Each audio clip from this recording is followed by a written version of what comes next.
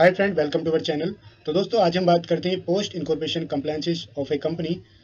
Since at the time of incorporation of a company we automatically get PAN and certificate of incorporation. दो legally existence में आ गई है, but ये अपने बिजनेस ऑपरेशन स्टार्ट नहीं कर सकती है without filing A declaration of commencement of business in form INC 20A। And for the purpose of filing INC 20A कुछ कंडीशन है, उस कंडीशन की हम बात करते हैं। कंडीशन नंबर 1 है, company has a physical registered address, यानी कि उसका एज पर सेक्शन 12 वो कंपनी एक्ट एक रजिस्टर्ड ऑफिस एड्रेस होना चाहिए physically. Ensure that the company has intimated to the ROC its registered office address at the time of incorporation। हमें देखना होगा कि क्या कंपनी ने स्पाइस पार्ट बी में रजिस्टर्ड ऑफिस एड्रेस के लिए यस कर दिया था। अगर कर दिया था तो ठीक है, लेकिन अगर हमने इनकॉर्पोरेशन के टाइम पर अपना रजिस्टर्ड ऑफिस जो हम कम्युनिकेशन एड्रेस देते हैं उसी को हमने रजिस्टर्ड ऑफिस सेलेक्ट नहीं किया था, तो हमें with in 30 days of its incorporation एक फॉर्म फाइल करना होगा, that is INC 22 with its filing fee registered office के लिए। एंड रजिस्टर्ड ऑफिस का फॉर्म फाइल करने के बाद ही MCA हमें अलाउड करेगा INC 20A फाइल करने के लिए। आप ट्राई भी कर सकते हैं, जब तक आपने 22 यानी रजिस्टर्ड ऑफिस एड्रेस के लिए फाइल नहीं किया है तब तक MCA आपको अलाउड नहीं करेगा 20A फाइल करने के लिए। तो फ्रेंड, नेक्स्ट हमारी कंडीशन है, जैसे हमने रजिस्टर्ड ऑफिस एड्रेस रजिस्टर कर लिया, उसके बाद में open A current bank account of the company. उसके बाद friend, transfer capital from specific share holder bank account into the companies bank account. कितनी कैपिटल ट्रांसफर करनी है, जितनी मेमोरेंडम ऑफ एसोसिएशन में हमने मेंशन किया है प्रत्येक शेयर होल्डर के सामने। एक्चुअली फ्रेंड, काफ़ी ज़्यादा लोग ऐसा करते हैं। फॉर एग्जांपल 1 लाख रुपीज़ की कैपिटल है तो एक share holder 1 lakh rupees transfer कर देता है और वो फाइल कर देते हैं INC 20A। बिकॉज ये STP फॉर्म है, स्टेट थ्रू प्रोसेसिंग है, तो ये ऑटोमेटिक अप्रूव हो जाता है सिस्टम के द्वारा ही। लेकिन फ्रेंड, ये गलत है। आपको हर शेयर होल्डर के अकाउंट से जितने के उसने शेयर लिए हैं उतना अमाउंट ट्रांसफ़र करना होता है। लीगली तो ऐसा होना चाहिए। बहरहाल आपको कहीं ना कहीं दिक्कत आ सकती है अगर आप एक ही ट्रांजेक्शन करते हैं। उसके बाद फ्रेंड, अगर हमने अपना INC 20A फाइल टाइम पर नहीं किया तो हमारे पास पेनल्टी लग सकती है।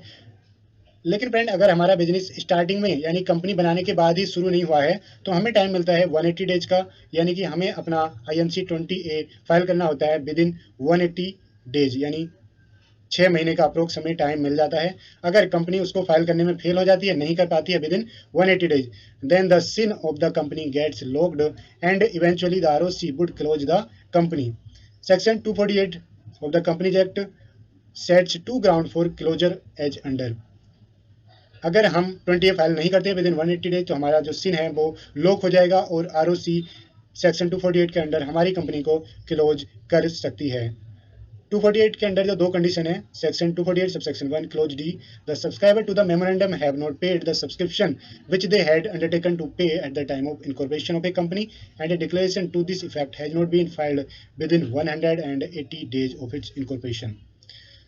तो फ्रेंड्स, फर्स्ट तो ये है, आपकी इनकॉर्पोरेशन मनी बैंक में आ जानी चाहिए और आपका फॉर्म फाइल हो जाना चाहिए।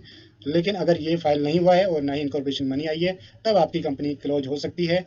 और क्लोज E के अंदर, the company is not carrying on any business और operation as revealed after physical verification carried out by the ROC physical verification करेगा। अगर कंपनी का कोई भी बिजनेस ऑपरेशन स्टार्ट नहीं हुआ अभी तक, तो फिर भी उस केस में भी वो इस कंपनी को कर सकते हैं क्लोज। ये तो फ्रेंड बात होगी रजिस्टर्ड ऑफिस एड्रेस की and commencement of business INC 20A की। अब बात करते हैं general post incorporation compliances.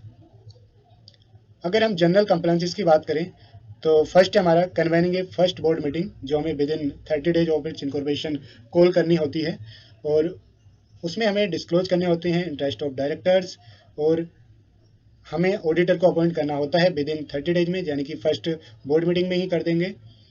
Auditor के लिए फॉर्म फाइल करना ADT 1 मैंडेटरी नहीं है, बट अपॉइंट करना मुझे मैंडेटरी।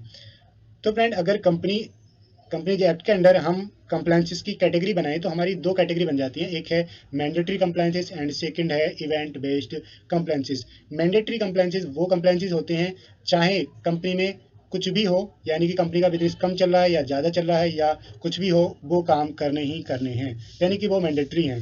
इवेंट बेस्ड वो हैं कि जब आप कोई इवेंट करोगे, कोई नया काम करोगे, तब वो कंप्लायंसेस होंगे।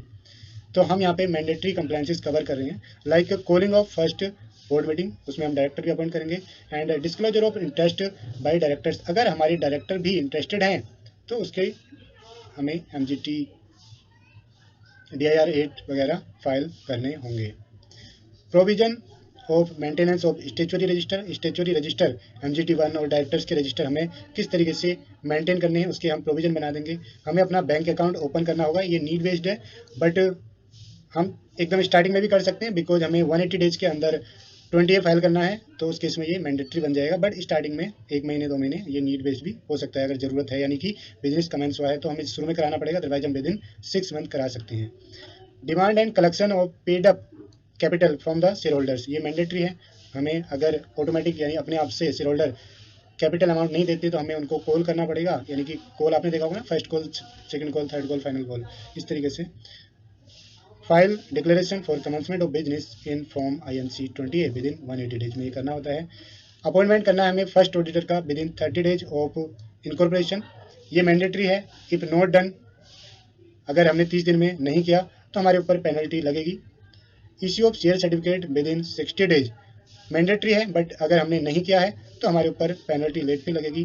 Payment of stamp duty on issuance of share certificate mandatory है, बट अगर हमने नहीं किया है तो हमारे ऊपर लेट फी लगेगी। Need based registration and licence, तो नीड बेस्ड में आ सकते हैं यहाँ पे, जैसे GST रजिस्ट्रेशन है, अगर हमारी जो टर्नओवर है वो थ्रेशोल्ड लिमिट को क्रॉस कर रही है, in case of goods 40 lakh and in case of services 20 lakh in normal cases, या फिर हमारा कुछ ऐसी सर्विसेज है, ऐसा बिजनेस है जो मैंडेटरी रजिस्ट्रेशन में आता है, उस केस में हमें, तो ये नीड बेस्ड रजिस्ट्रेशन है। सोप एंड एस्टेब्लिशमेंट के अंडर लेना है, फसाई का रजिस्ट्रेशन लेना है अगर हम फूड एक्टिविटीज़ में कर रहे हैं, अगर हम इंपोर्ट एक्सपोर्ट कर रहे हैं तो हमें इंपोर्ट एक्सपोर्ट कोड लेना है, या फिर हमें ट्रेड लाइसेंस लेना है, तो ये need based registration and licence होते हैं। Protect intellectual property right like trademark, copyright, patent and design, ये मैंडेटरी नहीं होते हैं, ये ऑप्शनली होते हैं, लेकिन रिकमेंड किए जाते हैं। अगर आपने कंपनी बनाई है और आप अपने स्टार्टअप, अपने बिजनेस को एक अच्छे लेवल तक ले जाना चाहते हैं, उस केस में ये रिकमेंड किया जाता है कि आप अपने नाम का या अपने लोगों का ट्रेडमार्क एटलीस्ट करा लें, या आप कुछ ऐसा नया डिजाइन करने हैं, या कुछ आपने किसी काम को करने का नया प्रोसेस खोजा है, इन्वेंट किया है, उसको आप पेटेंट करा लें। तो फ्रेंड ये है नॉर्मल कंप्लायंसेस, लेकिन फेमा के पर्सपेक्टिव से हम कंप्लायंसेस देखेंगे। अगर हमारी कंपनी में जो इनकॉर्पोरेट हुई है, कोई 1 और मोर इंडिविजुअल फॉरेनर हैं, फॉरेन शेयर होल्डर हैं, और फॉरेन से पैसा आया है, तो पैसा कैसे लाना है? पहले तो हमें देखना है कि जो भी कैपिटल फॉरेन शेयर होल्डर की है वो आनी चाहिए बैंकिंग चैनल के थ्रू, फॉरेन एक्सचेंज में, और हमें ये भी देखना है कि एग्जैक्टली द सेम और a little higher amount as capital, जो भी capital amount foreign share holder ने लिया है, या तो एग्जैक्टली सेम ले या फिर थोड़ा सा हायर अमाउंट दे, कम नहीं होना चाहिए, बिकॉज फॉरेन एक्सचेंज रेट में फ्लक्चुएशन आती रहती है, तो थोड़ा सा ज़्यादा अमाउंट ही आप सजेस्ट करें उनको डालने के लिए, फ्रॉम उसके फॉरेन हेल्ड अकाउंट है उससे आएगा। और फ्रेंड हमें ना जो हमारी कैपिटल आएगी वो एक सर्टिफिकेट के द्वारा सपोर्ट होनी चाहिए, उसको बोलते हैं फॉरेन इनवर्ड रेमिटेंस सर्टिफिकेट, जो कि ईश्वर का बैंक है वो बना करके देता है। और फॉरेन इनवर्ड रेमिटेंस सर्टिफिकेट में ये भी मेंशन किया जाना चाहिए कि toward equity share capital under automatic route हमारी ये आ रही है, और हमें एक एडिशनल फाइलिंग करनी होगी इसके लिए RBI के पास, that is FCGPR to the RBI within 30 days of remittance of the capital. यहाँ पर रेमिटेंस ऑफ द कैपिटल है, यानी जब भी कैपिटल आएगी उसके विद इन 30 डेज हमें FCGPR फाइल करना होगा। तो ये FCGPR तभी फाइल करना अगर आपका फॉरेन क्लाइंट है, यानी फॉरेन शेयर होल्डर है कंपनी में, किसी भी कंट्री का हो। तो फ्रेंड ये थे नॉर्मल कंप्लायंसेस। और इवेंट बेस्ड अगर हम कंप्लायंसेस की बात करें तो जैसे 1 महीने बाद हमारा डायरेक्टर चेंज हो गया, तो उस केस में हमें बोर्ड मीटिंग कॉल करनी होगी, BR पास करना होगा, और हमें DIR 12 पास फाइल करना होगा। अगर हमें अपनी कंपनी की कैपिटल चेंज करनी है तो उस केस में हमें MGT 14 फाइल करना होगा, SS 7 फाइल करना होगा। अगर हमें अपनी कंपनी का ऑब्जेक्टिव चेंज करना है तो हमें करना होगा MGT 14 फाइल। तो ये इवेंट बेस्ड कंप्लायंसेस है, या हमें अपनी कंपनी का नाम चेंज करना है, या हमें अपनी कंपनी को कन्वर्ट करना है पब्लिक लिमिटेड में, या फिर LLP में कन्वर्ट करना है, या हमें किसी और कंपनी को टेक ओवर करना है, या किसी और कंपनी में मर्ज होना है। ये सारे कंप्लायंसेस फ्रेंड होते हैं हमारे इवेंट बेस्ड कंप्लायंसेस। तो फ्रेंड ये थे आज के पोस्ट इनकॉर्पोरेशन कंप्लायंसेस की लिस्ट। तो वीडियो आपको कैसी लगी कमेंट करके जरूर बताएं, और हमारे साथ बने रहने के लिए थैंक यू। बाय बाय, मिलते हैं।